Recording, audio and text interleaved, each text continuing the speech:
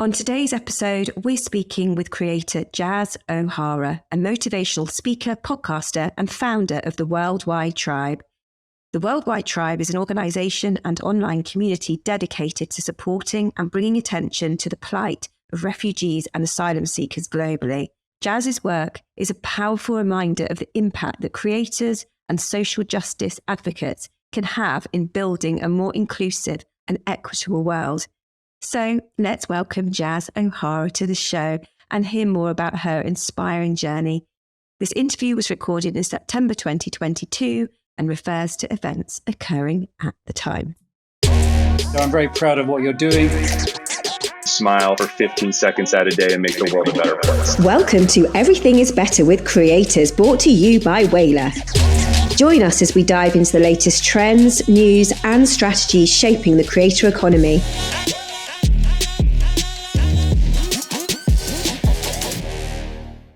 Welcome to Everything is Better with Creators. In this episode, I speak to British human rights activist, founder of the Worldwide Tribe, and social content creator Jaz O'Hara. Welcome, Jaz, to the podcast. How are you today? Thank you, Emma. It's such a pleasure to be here and to have this chat with you. And yeah, I'm doing good. Thank you. It's been a while since I've seen you, Jaz, and I know you've been extremely busy. I think to set the scene, just for anyone that maybe hasn't followed you or doesn't follow the Worldwide Tribe, could you tell us a little bit more about it and the mission generally? Of course I can. So the Worldwide Tribe is an online community. That's how I always describe it, because it kind of grew very organically through social media, and it's a place full of people who support refugees and asylum seekers and shares information about migration. So we do so with lots of storytelling, awareness and advocacy. We make films, I give talks in schools and universities. We have a podcast as well.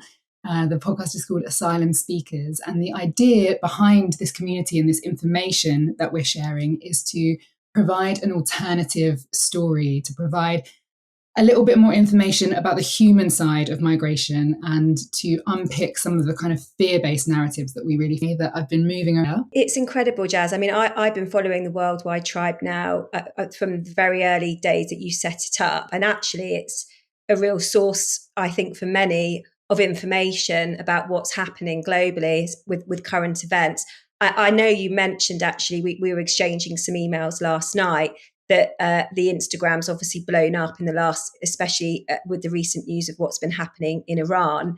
Could you take us through a little bit more about that? What's happening, and then how does your community respond to that? How does that play out with the Worldwide Tribe and the people that you engage? Yes, absolutely. It's really interesting how there are these moments. I've been doing this work for 7 years, and I rarely have these moments in time. And today is one of them where people are engaged and listening and very much sharing and connecting with our content. And of course, you know, it does happen and it's really wonderful when it does. But there are kind of these pivotal moments that I can remember, for example, when everything was unfolding in Afghanistan and in Ukraine earlier this year.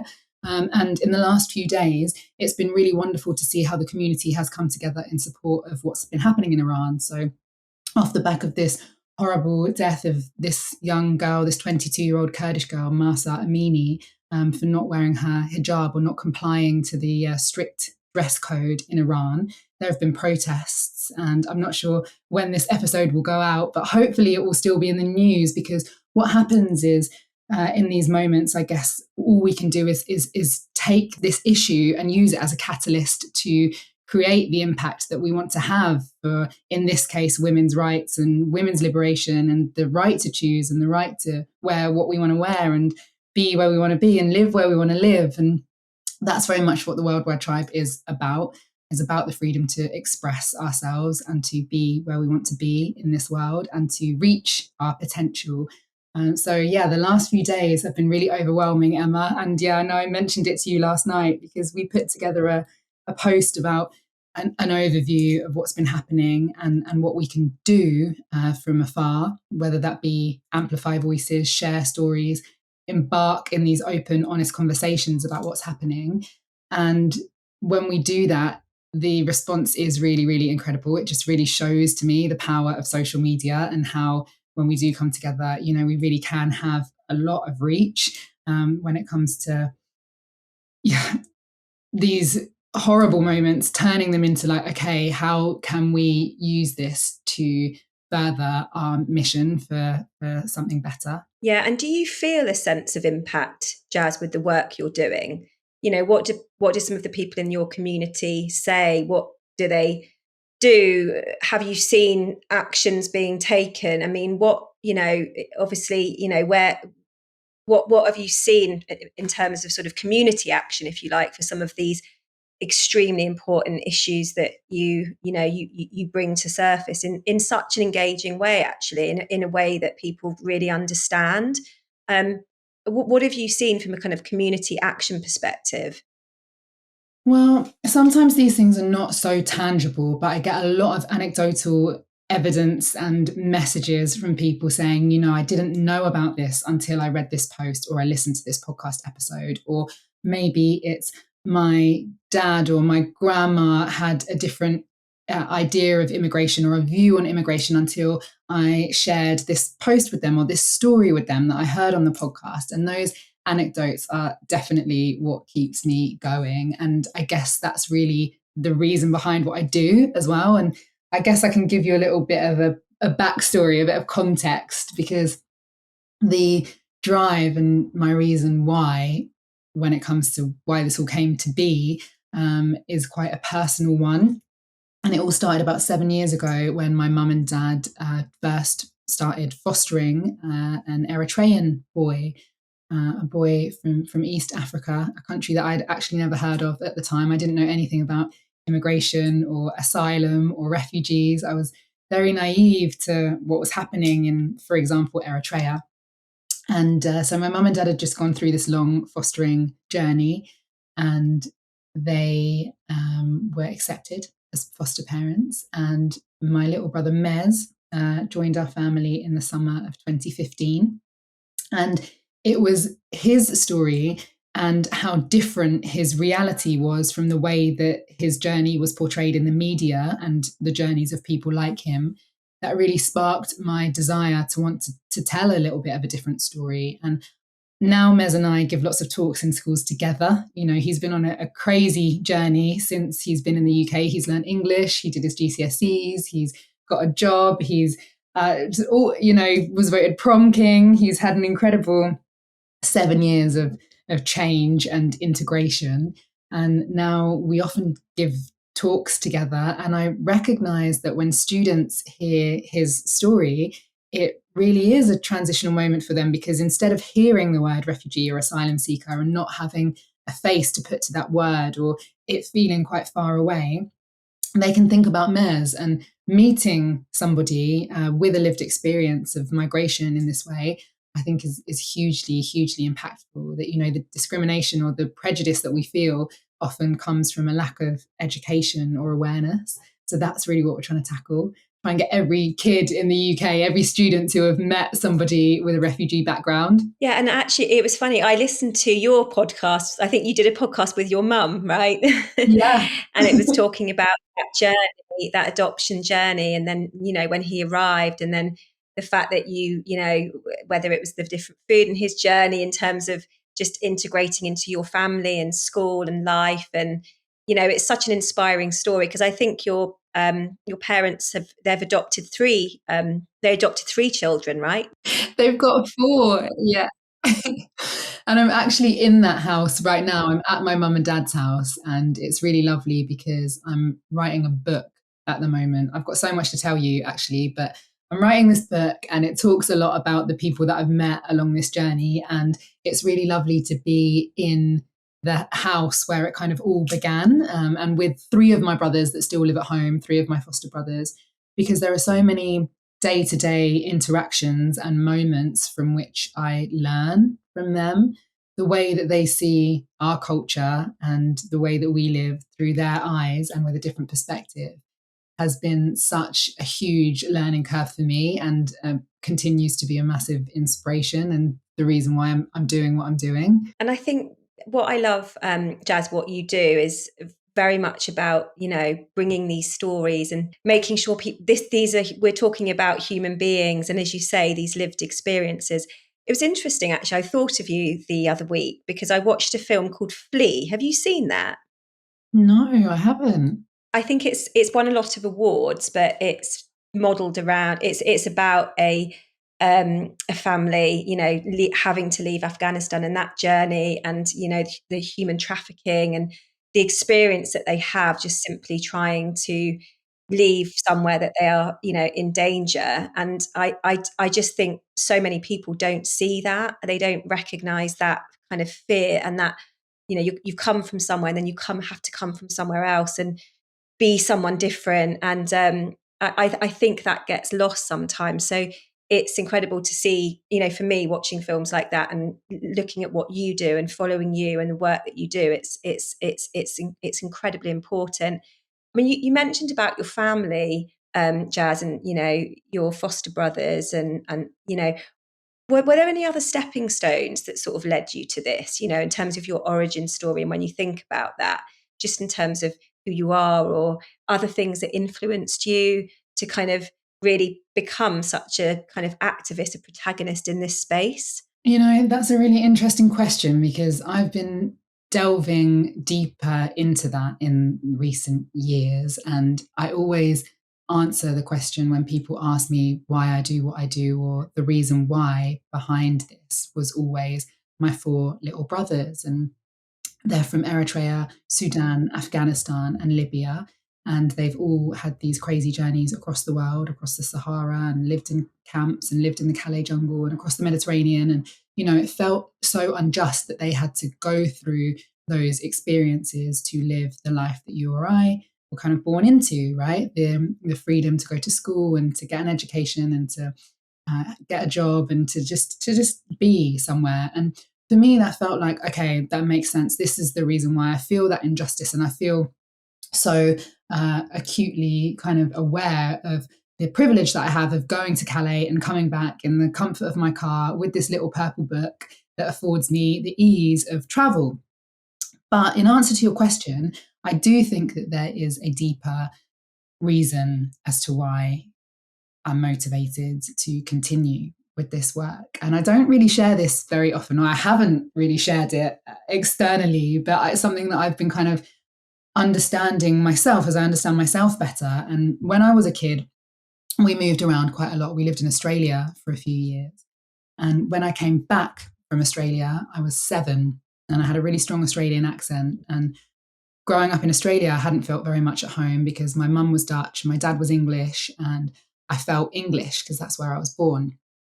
But then by the time I came back to England, I'd been in Australia for a few years, and I thought I was going home. I felt like I was going home. Anyway, I started at our local primary school in a little village in Kent, and I was very, very much the odd one out. I had a strong accent, as I said, and people definitely, I had a difficult time. We started in the middle of the winter in January, and I'd come from the middle of Australian summer. And not to compare my experience to that of someone of a refugee or an asylum seeker, but I think those words can be very divisive, and we don't necessarily relate to them here in the West. But what we do relate to is that feeling of being new somewhere, starting a new school, starting a new job, feeling like the odd one out, feeling like you're unwelcome. That is a feeling that we do all resonate with, that we can all recognize. And what do we want in those moments? What do we need in those moments? We all know as human beings, what we look for is that moment of kindness, or that person to help you to integrate and to feel like you're a part of something. And actually, fundamentally, I think that deep down, it's that feeling that is really at the core of this work. I completely can see that. And actually, when you think about the Worldwide Tribe, I think the name really captures that as well. It's just, we're all humans, and, let's treat each other with respect and love and compassion. And I completely hear that. And it's really nice because it's sort of, I feel like it sort of is so inherent to you. It sort of exudes out from you, Jaz. And I think that's something that so many other people are inspired by. When we think about what this podcast is really about, so, we're really focused on the creator economy, and what's incredible about the new creator economy is that it's giving a platform for every type of person from every background, every community, every lived experience, the opportunity to have a platform, have a voice, whether that's whatever they want to do with that.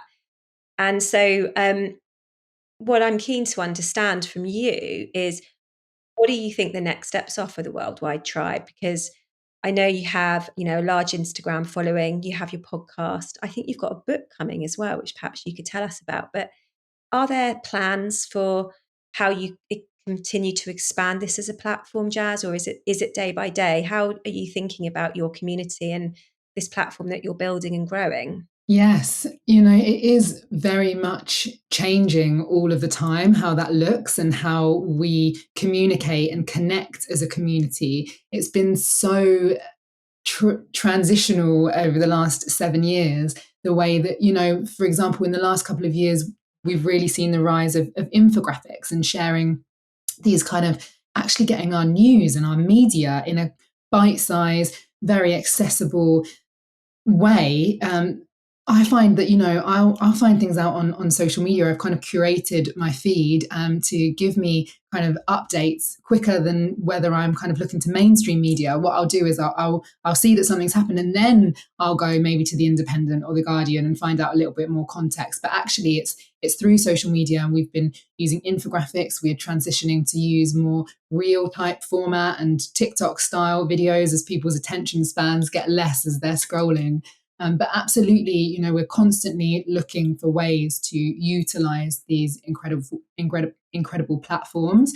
And that is ever changing. So in the last couple of days, as an example, there's been a blackout of internet and Instagram and WhatsApp in Iran. It's been difficult for people inside Iran to get their voices heard. So it's incredible to see how this community has come together to amplify the voices that can be the small amount of voices that are getting out there from Iran, and the important things that we do need to hear are coming from this grassroots perspective. And that's just been a really, really wonderful thing to witness, that we do have the power to elevate and amplify.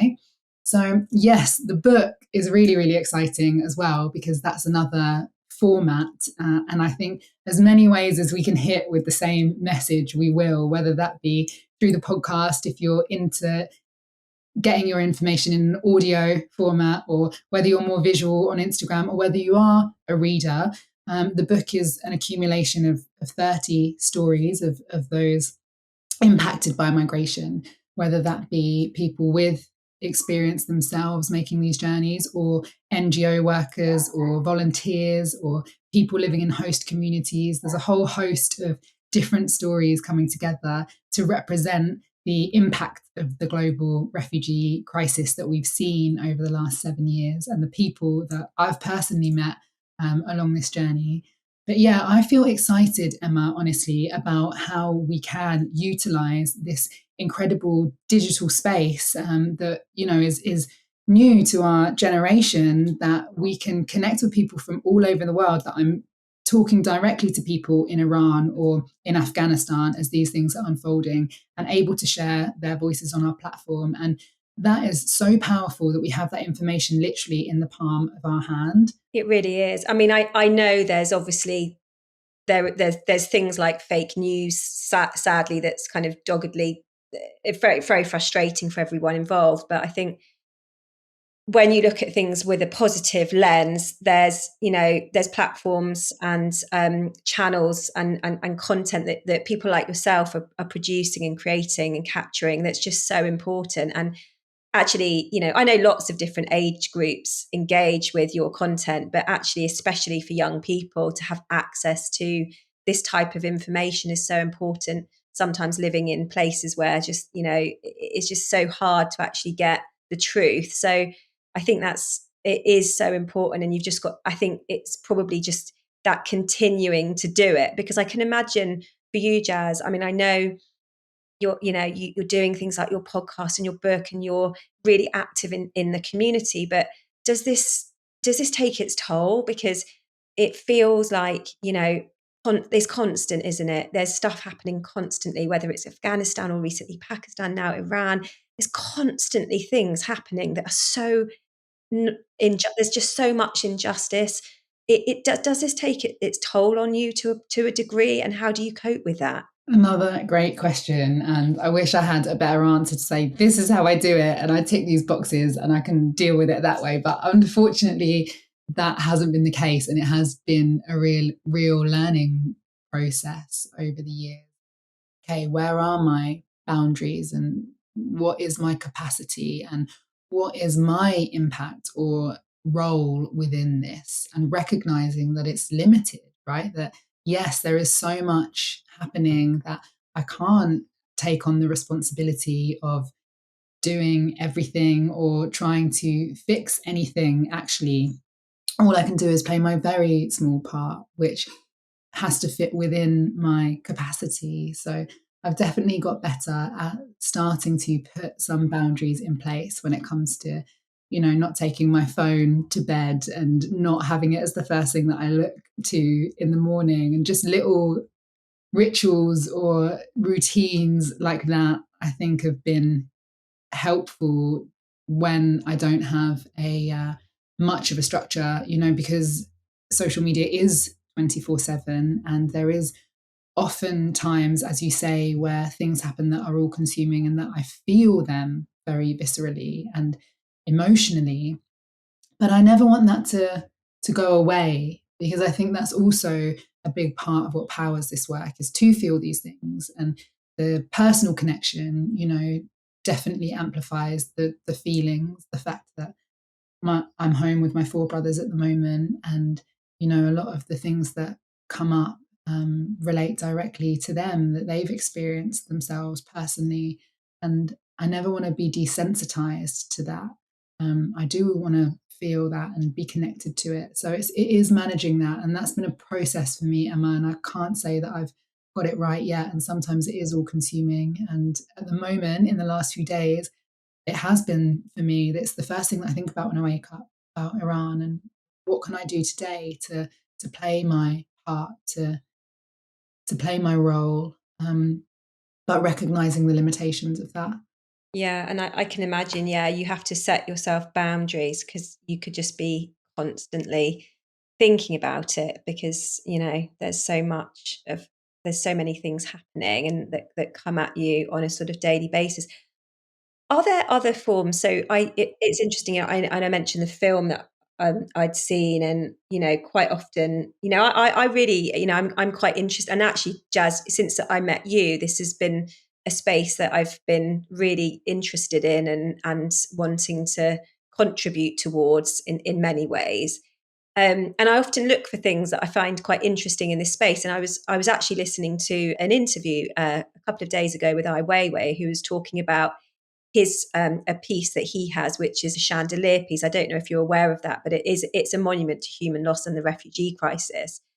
And I thought that was really interesting, actually. And I think I don't know if you know of many other artists that are creating really interesting pieces that speak to this complete crisis we have globally, and this sort of need for people to see it in a more humanized way. Are there any artists that are inspiring you, that are inspiring your work at the moment? And just interested to hear sort of culturally what's happening in this space as well. Yes, yeah, I know that chandelier. It's made from bones, isn't it? Is that the one that Ai Weiwei? Yes, I've yeah. seen. Yeah, really powerful. And he's done some incredible work over the years. His film Human Flow is another very impactful piece about migration. And he was on Lesbos in 2015 when we were there, and there was just these graveyards full of life jackets that, they were just piled high of orange life jackets. And actually, lots of really creative things came from using that orange fabric.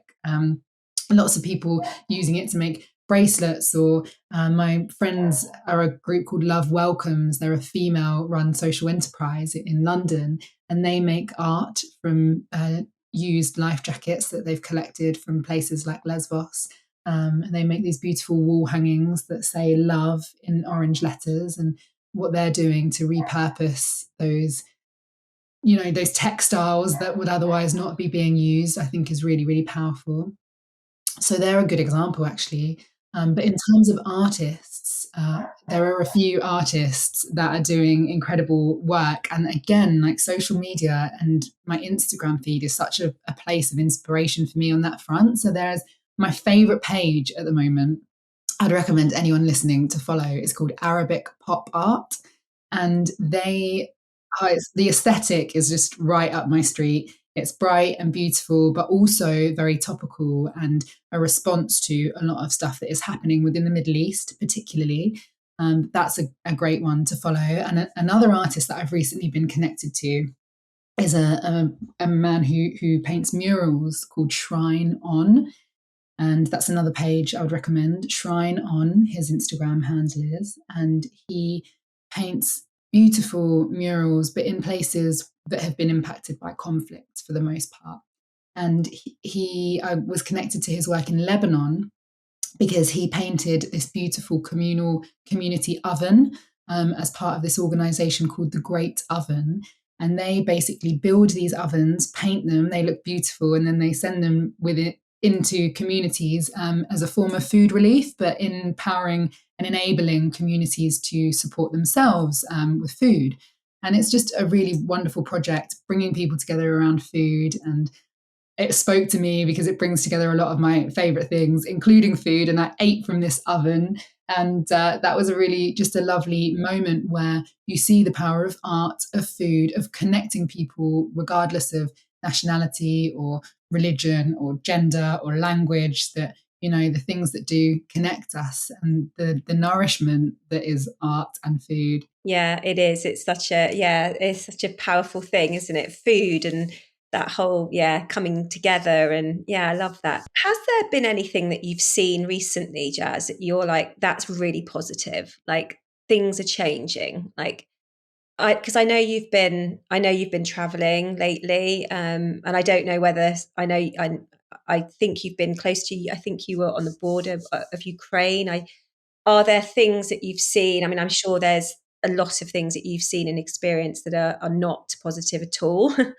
But are there things, stories, people, positive connections you've made, or positive things that are happening that have made you think, oh, okay, this is good. There's a force for good happening here. Yes, absolutely. I'm inspired all the time and love to share those empowering stories of like absolute incredible entrepreneurship or resilience that I see all of the time, Emma. So you're so right that I was on the Ukrainian border as part of this recent trip, recording the most recent season of our podcast, which was called The Journey.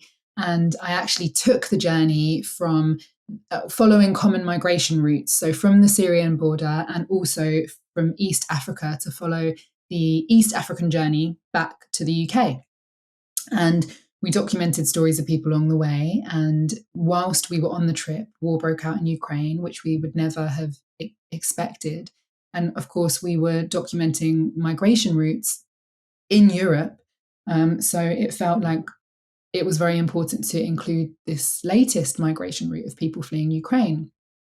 So we spent some time on the Poland-Ukraine border, and there I did see the most incredible outpouring of support. So that was a really positive thing, to see the world's resources there on the border and how we can, when we want to, come together and really respond in a dignified and beautiful and cohesive manner, and that we can resettle people, we can send them on buses, we can receive them with hosting programs in the UK that I wish and would love to see rolled out across other nationalities, for example, the Afghans and the Syrians who have been living in these camps or in these situations for a long time. So it can be done, and that was really positive. But it did make me think about those other locations where we are not mobilizing in the same way, and we are not having safe legal pathways or providing these pathways for people to make their way to new countries. And one of those places is on the Syrian border with Lebanon. And a nice positive story that I can leave you with from there is the story of a lady called Heba. And she's a Syrian lady, and I met her in the Bekaa Valley. It was freezing cold, and she works in agriculture there. She's a widow. She lost her husband in the war, and she's got 5 kids. And she was, when I met her, just absolutely magnetic in the way that she had this just open, warm, authentic smile and this energy about her. And I said to her at the time, like, what's your secret? How are you feeling? How are you radiating such positivity?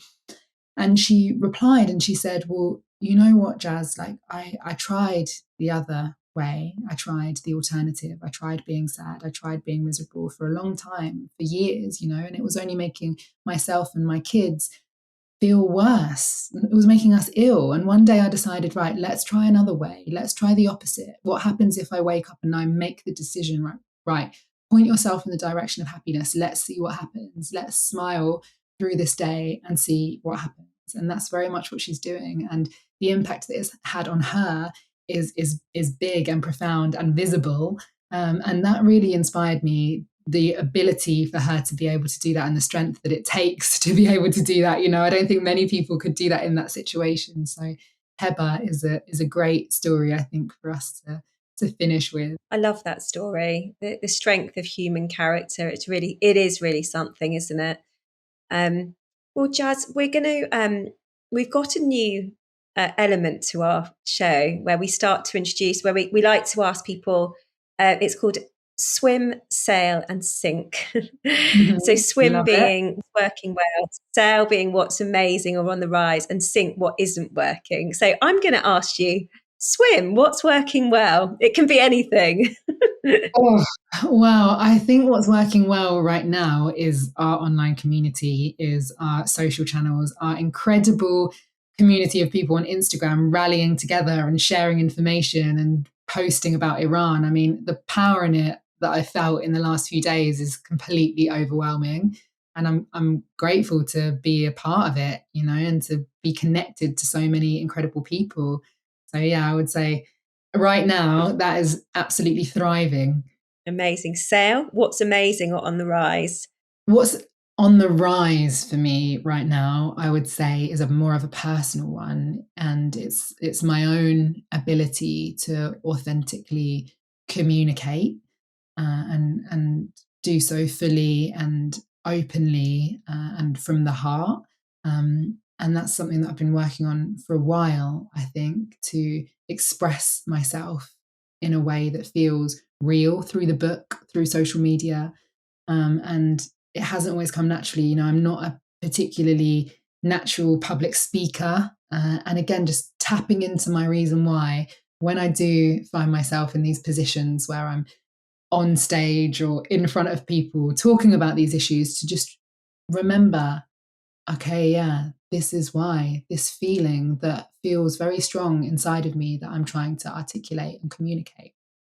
And this information that I've been privileged to now understand, and the people that I've had the honour of meeting, I'm doing this for them when it's not always possible for them to speak in those environments personally. That's amazing, Jaz. And that's really lovely reflection. And what isn't working?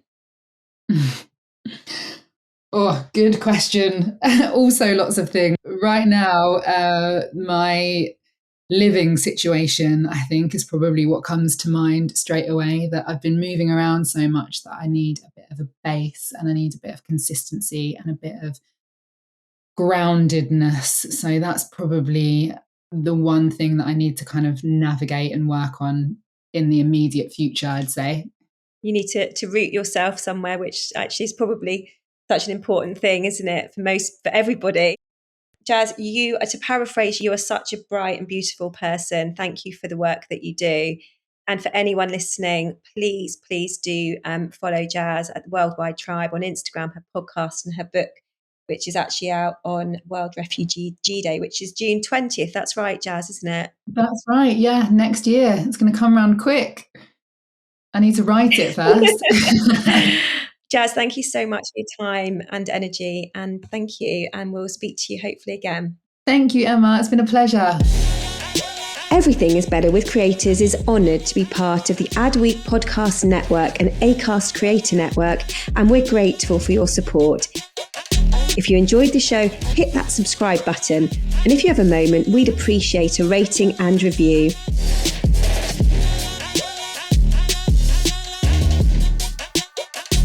To keep up with all things Whalar and the latest in the creator economy, visit us at whalar.com and follow us on Instagram, Twitter and LinkedIn. This is Emma Harman signing off for now. We'll catch you next time with another episode of Everything is Better with Creators, powered by Whalar. Thanks for tuning in.